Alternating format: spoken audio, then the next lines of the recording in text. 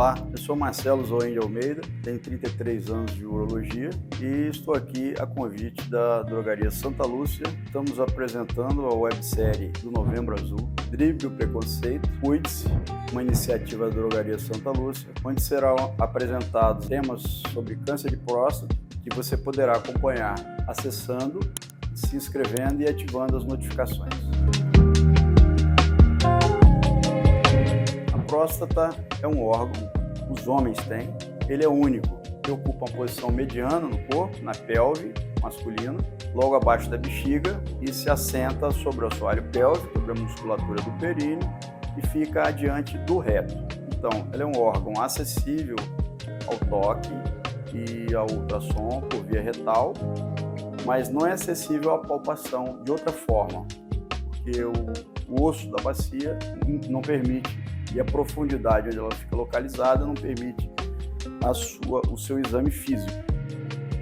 Então, você consegue palpá-lo ou você consegue visualizá-lo através do ultrassom, por uma abordagem via abdominal, no ultrassom, ou por uma abordagem via retal, através do toque retal ou do ultrassom transretal. A próstata, ela não tem uma função muito nobre, ou ela tem uma função nobre, mas não tem uma função vital no corpo humano. Se tirar a próstata, você não vai morrer por conta disso. Por outro lado, algumas doenças, no caso o câncer de próstata, principalmente, o tema da nossa discussão, ele pode levar o indivíduo ao óbito, daí a sua importância. A função da próstata é produzir o veículo do sêmen, o veículo do ejaculado. Então, o espermatozoide é a parte principal, é o protagonista, dessa função, mas ele precisa ser levado aonde ele precisa atuar e, para isso, ele precisa de um veículo. Esse veículo, que é a parte líquida, que corresponde a mais ou menos 80% do volume do sêmen, é produzido pela próstata e pelas vesículas seminais. Então, a próstata é uma glândula, ela é composta de estruturas funcionais, que são seus ácinos, que são estruturas como pequenos cachos de uva, que são vários, milhares, essa estrutura é microscópica. Então essas estruturas, elas secretam o fluido seminal, o produto da próstata, e elas são lançadas em pequenos ductos, e esses ductos eles desembocam na uretra, na parte prostática da uretra, logo abaixo da bexiga. Daí para frente ele é lançado aonde ele precisa atuar, E a finalidade da próstata é produzir esse veículo e nutrir o espermatozoide para que ele chegue e atinja o seu objetivo. Uma vez cumprida a função de reprodução, a próstata não tem nenhuma outra função importante. Mas a sua retirada pode gerar complicações, como, por exemplo, incontinência urinária, nem sempre. Hoje os métodos cirúrgicos de tratamento mais agressivos são menos agressivos do que eram no passado e essas complicações foram minimizadas.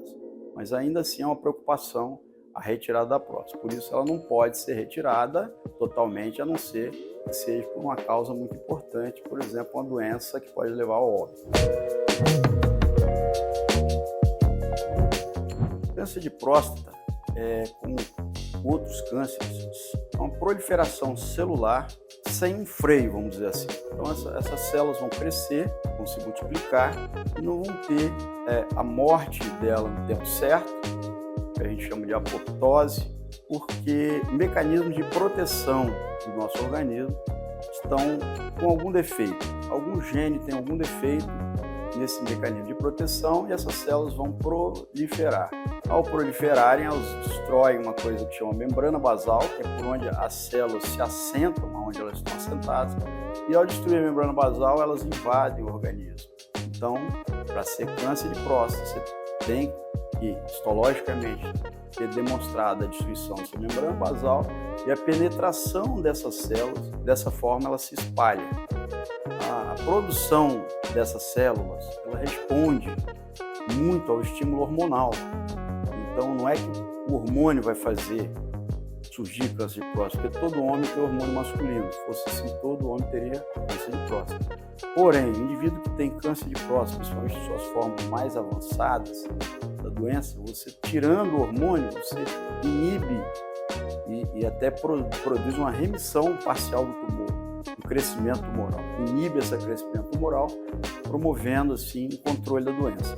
Isso dura um certo tempo, depois ela volta a progredir, se torna hormônio resistente, e aí vem outras modalidades de tratamentos que hoje existem e proporcionam, mesmo aqueles indivíduos que têm câncer avançado, um prolongamento da sua qualidade de vida.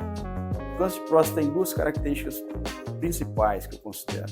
Em primeiro lugar, ele é de crescimento, na maioria das vezes, lento, e isso proporciona que a gente possa atuar de forma a diminuir ou retardar, atenuando o crescimento que já é lento, portanto você ganha tempo de vida e você muitas vezes, mesmo com a doença avançada, você pode chegar a viver e morrer de outras causas que não seja de câncer de próstata.